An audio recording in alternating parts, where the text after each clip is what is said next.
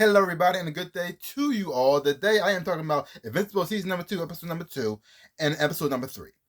In these two episodes here, we got a lot of things going down here. You still having Mark dealing with his trauma of what happened with his father. And now he's working for Cecil. And you have him pretty much answering the call of everything. Every time Cecil calls, he answers. Because he feels as though he got to make up for what happened in Chicago and all the people who died because of, well, not because of him, well, because of his father. But his father did use his body to kill a lot of people, so he feels responsible for that as well too. It's like even though he didn't intentionally kill these people, he did kill people too. Not on his own free will. He didn't go out to kill people, but his father did knock him to Chicago, knock him to that building, toward the building now, kill people inside the building, knock him to the street, which just destroyed caused a lot of buildings, caused a lot of people to die.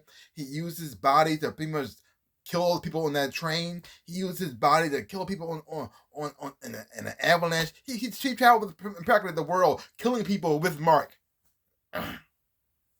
Like, in a way, he forced Mark to join the Viltrum army without his permission. And you got Mark dealing with that. He felt he got to make up for that. And he had all these little missions he's going on here as well too. I mean, you have him. You have him fighting Doc Seismic. He's back now with his own little minions who he caught from the grave, and he's still trying to right the wrongs of history. The thing is, though, even though I like this character, I like Doc Seismic. I really do like him as a character because he's saying a lot of things that actually are true, but at the same time, he goes about everything the wrong way. Yeah, you are right. You do got a point there, but dude, the turn on monuments of that isn't the way to go about it. I mean, it's just not. It's just wrong. And you have Mark dealing with that. You got Mark dealing with Darkwing's sidekick as well. And you see how him staying on this time in this world that's been cursed in total darkness has kind of drove him crazy. And he also has powers in his well too. And he also was enhanced to the point where he actually could make Hart feel the punches, which is very interesting, but not enough to really stop him. But the interesting part about it, though, is not how Mark overpowered this guy. I was going to happen regardless, but it's how Mark beat him psychologically. Like, he knocked him to this shadow world dimension, where I don't know what's inside this world. I don't know what's in this thing, but he thought he had Mark on the ropes.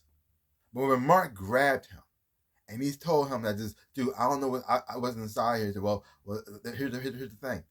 They're gonna go after you first.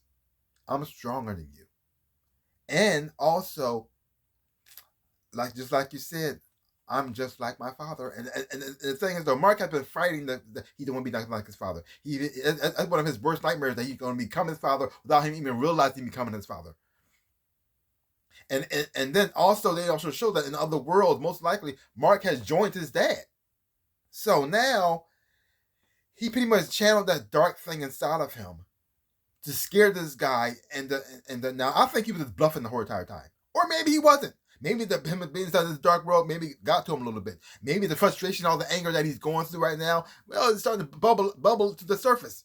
And sometimes when you suppress things, it comes out, and not in a healthy way. So this could have been a little bit of glimpse of that. Now, I don't think Mark is going to turn evil anytime soon, but still, nonetheless, that was a very interesting way of going about it. Also, see him he's fighting that whole sea monster situation going on, and what's happening going on. And even then, like this, because he felt as though it's because of his father, her husband's dead. And he felt as though he owes to people. And even though things didn't go according to plan, he had to save him. He had to. Because he couldn't just leave him. The monsters, even though they did bring him down. They're the one who started the fight. But either way, he couldn't just leave him like that. And see him struggling there. And even though it was kind of, it has a dark moment there. It also has a funny moment here as well too. Because you got the lizard people who like this who keep trying to do something over and over again and constantly lose repeatedly so easily. And the thing is, though, I don't know why they haven't just given up yet. Nothing they have done has worked. Everybody sees them as a joke. They're easily beaten all the time. And matter of fact, they're so easily beaten that if you lose to the lizard team, you should just quit being a superhero. You should just quit because there's no way anymore you should lose. There's no way anymore because they're that dumb. They're that dumb and so much of a losers. Like but this by if you just beating them is like just beating a white paper bag. That's just sad. It's just sad. But it still brought some humor to this as well.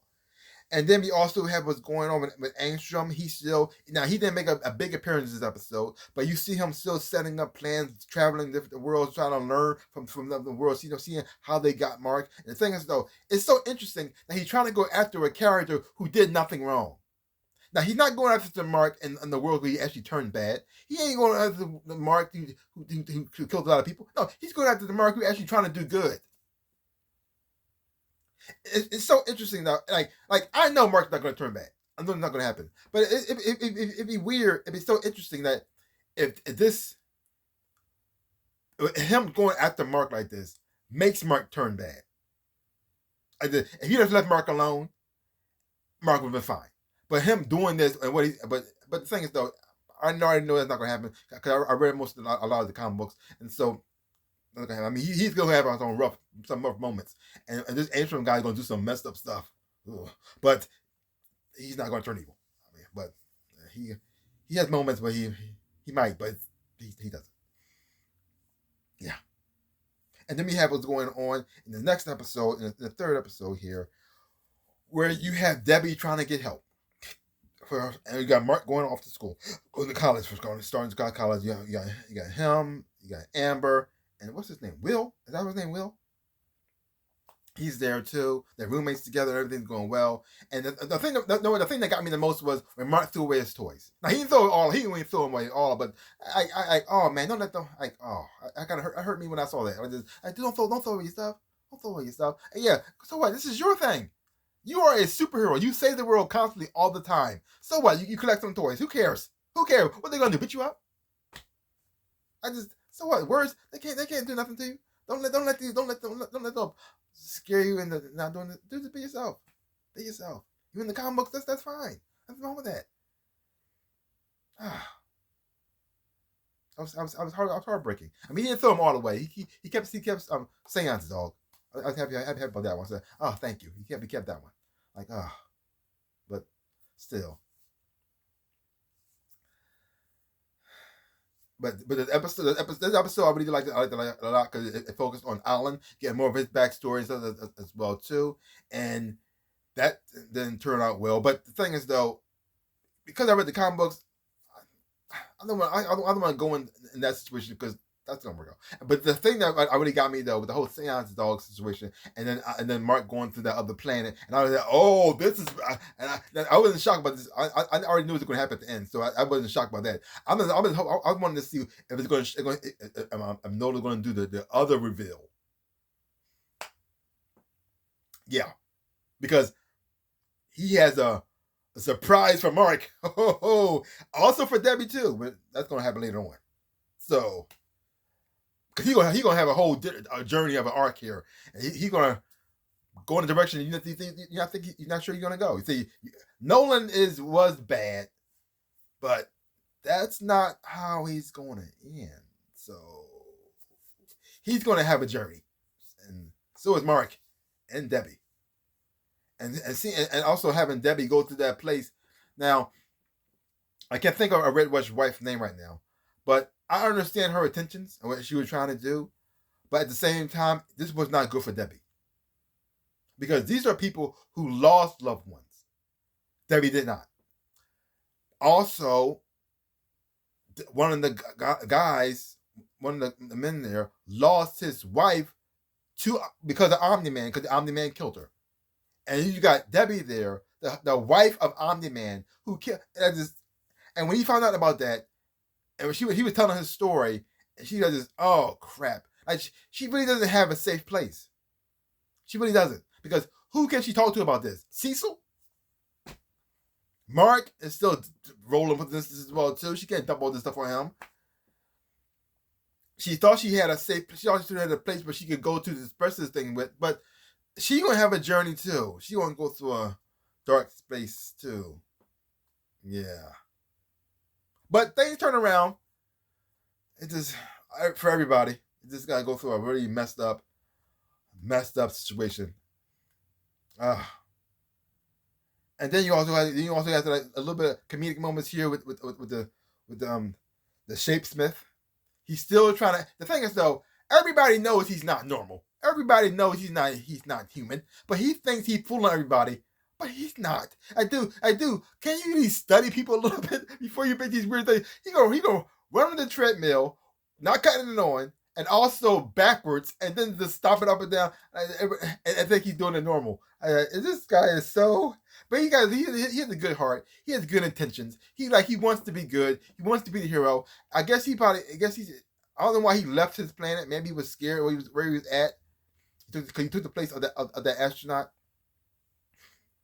And he inspired by the other Martian guy, so he's trying to be the hero too. But at the same time, still trying to act like he's human instead of just revealing to them like I'm an alien. I came down here. I want to be like I want to live on Earth and be a hero. Can you help me? They would have actually helped him, but I don't know why he went in this direction. That's just so weird. That's just so weird. And then you have Robot going his journey of trying to learn how to pretty much be human. Learning what it's like to finally eat a burger for the first time, and going to a movies for the first time, going on a date for the first time. That's really nice as well too. And I'm looking forward to seeing his journey is going to go into as well, because that's going to get very interesting too. So I'm looking forward to seeing that. But overall, 2 great episodes, very dramatic, messed up at the same time as well too, especially what happened with Alan. Oh wow! But at the same time, also things happen. So I mean, so many stuff happens in here that. But at the same time, I already know what's going to happen later on, so it's all good. Yeah, so leave comments down below. Let me know what you thought about these 2 episodes of Invincible. If you haven't watched it, check it out for yourself, because these episodes were just amazing. The voice acting has always been fantastic as well too. The twists and the turns in the show, the way the story is being told is just fantastic. The action sequence in here and the character design is just done so well. And I'm loving the reveals they're doing for the show as well, to keep the story going as well too. And also how they even showed Amber doing, she improved a lot better this time than she was in the previous episodes. So you guys start to like her a little bit more. Even though I know where their relationship is actually going to end up and where it's going to go. But so I'm looking forward to seeing how they're going to do things here, how they're going to deviate, how they're going to stay on track, or how far they're going to go off from that as well too. But and also seeing the relationship between Eve and her mother and her father is so messed up, because you got Eve who wants to be the hero and wants to do the right thing and wants to help people, and even though she has good intentions, I understand how certain things she shouldn't just use her powers all willy-nilly like that. But at the same time, her father, the way of going about it, way like showing her that she did the wrong thing, is just so wrong. I just how can somebody be right and wrong and so wrong at the same time? I hate him as a person. I just like, he's so mean and so hateful. Like he never has shown any encouragement to his daughter at all. No matter what she has done, no matter how positive it is, he always shuts it down or just makes him angry for no reason at all. I don't understand where this anger is coming from. Like, why does he hate his daughter? Like, did he want to have children? The whole point of having children is to watch your children succeed and do better than you. That's the whole point. You want to see them do better than you, go farther than you. But every time she showed potential of doing something better, it made him mad. And then you have a daughter who has powers, you actually helping people. Oh my God, instead of encouraging her and helping her out and showing her the right way, you just try to tear her down there too. I don't understand this guy. I don't get it. Oh well.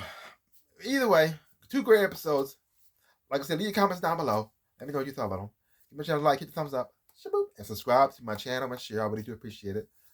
Like I always say, in my dreams in my life, I am the NinjaRabbit. Peace out, peoples.